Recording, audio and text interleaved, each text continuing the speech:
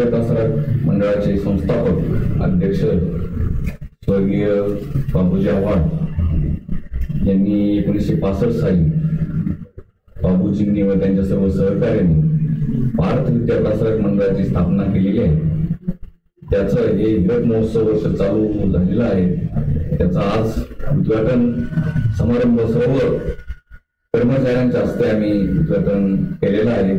त्यात सर्व रिटायर झालेले कर्मचारी यांच्या हस्ते उद्घाटन करून हिरक महोत्सवास आम्ही सुरुवात केलेली आहे. तर सर्वच आजी माजी सर्व विद्यार्थ्यांना जे अधिकारी झाले त्यांना सर्वांना विनंती आहे की आपण सर्वांनी सहभाग नोंदवावा. काही आपल्या सूचना हिरक महोत्सवानिमित्त असल्यास निश्चित आपण त्या आम्हाला सूचना कराव्यात. त्या आपल्या सूचना सर्व स्वागतार्ह राहतील.